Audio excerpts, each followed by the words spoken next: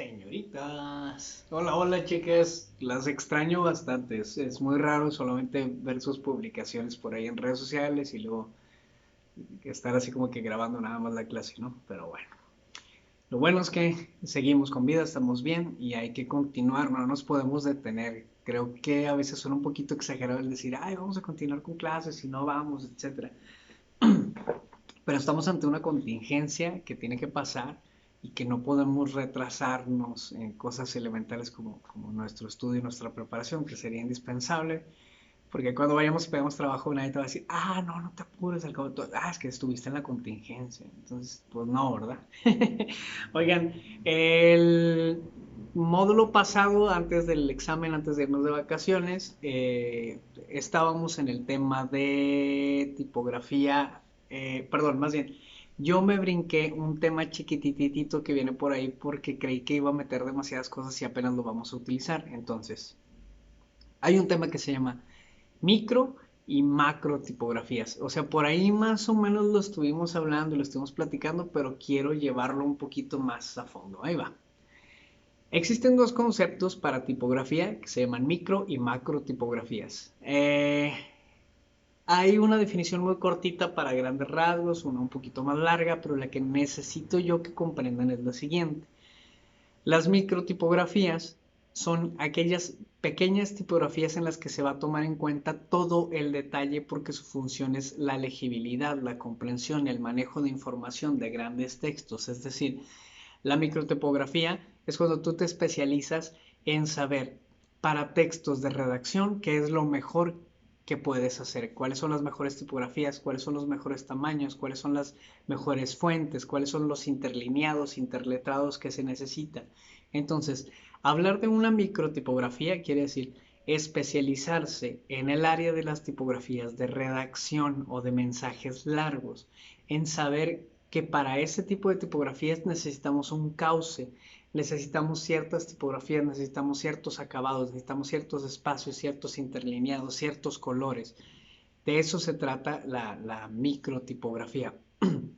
La macrotipografía es para los textos comunes, para el lettering, para las palabras que son de menos texto, que por lo general van más grandes.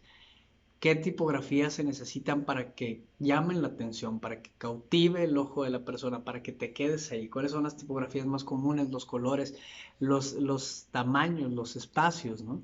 Entonces, suena a que todo es básicamente lo mismo, pero sí es bien importante definir. Cuando alguien decide estudiar más a fondo tipografía, que es lo que vamos a empezar a ver de aquí en adelante y vamos a tener algunos ejercicios ya ahora sí, necesitan ustedes definir de qué estamos hablando, de algo que se debe de ver a través de la microtipografía o de la macrotipografía. A través de la micro quiere decir que va a ser un texto de redacción. ¿Para quién es? ¿Quién lo va a leer? ¿De qué es? Es de educación, es de entretenimiento, es de comedia, es una receta de cocina, ¿qué es? Porque depende de eso el qué tan cansada va a estar la vista para poderse leer. Y también hay que saber si es una lectura digital o es una lectura física, porque no puede ser tampoco la misma tipografía. Es decir, hay tipografías de palo con patines, con serifas, que a lo mejor a la hora de leerse en un libro de texto físico, pues se lee súper bien, se lee súper claro, se ve digerible y te entretienes, no te duele la cabeza de estar viendo tantas letras pequeñas. Pero si esa misma tipografía la pasas a la versión de PDF digital, va a ser súper cansado, va a ser muy difícil porque los colores luz, las pantallas no te dejan definir esas líneas, esos detalles y entonces tienes que estar adivinando, es una G, es una H, es una E, es una S, es una Q y se vuelve más cansado. Cuando hablamos de macrotipografías cometemos muchos errores, o sea, por ejemplo, cuando vemos un letrero que dice aprovecha, ¿aprovecha qué? Y decíamos el otro día, la tipografía tiene que ver con la connotación, con lo que se están diciendo las cosas. Entonces, si tú quieres decir aprovecha y en lugar de aprovecha pones tipografías de precaución, hay gente que no va a terminar de leer el aprovecha, va a ver la tipografía con los colores, con el acomodo que le diste y va a decir precaución y no se va a acercar. O al revés, ¿no? Hay gente que va a ver el letrero y el letrero más que decir alto, parece que dice, hey, ven, pásale. ¿Por qué? Porque la tipografía, porque los colores, porque el acomodo, porque el espacio entre las letras, todo estuvo mal. Y más que generar un alto, un detente, un alármate, genera un, pues pásale, pues si quieres, ¿no? Entonces hay que ver mucho cuál es la diferencia de cómo se están manejando. Entonces, esos son dos conceptos, micro y macro tipografía que debemos de tener. Yo voy a continuar la clase del viernes en base a estos dos conceptos y vamos a empezar a ver un poquito más, porque por ejemplo, siempre las materias como tipografía son muy menospreciadas en nuestras carreras, fíjate, y no tanto en comunicación la neta ni al caso con esto, pero en nuestras carreras a veces menospreciamos mucho este tipo de temas de tipografías cuando realmente hay hasta especialización en tipografía y de lo que sirve de mucho. O sea, la verdad el uso que tienen es bastante grande. ¿Por qué creen? Y esto lo dejo como pregunta y quiero que lo contesten abajo del video en la página de Facebook. ¿Por qué creen ustedes que hasta la fecha siguen siendo un éxito los lettering, los luminosos, los letreros de canto que ponen afuera de los locales? ¿Por qué? Porque alguien, en lugar de nada más pagar una lona y ponerla ahí con unos amarradita y unos clavitos y todo, por qué gastar en esas tipografías metálicas así súper contorneadas o esas que llevan iluminación? ¿Cómo por qué? ¿Por qué seguimos gastando en lettering cuando la verdad es que ni siquiera somos buenos para leer y buenos para escribir, ¿no?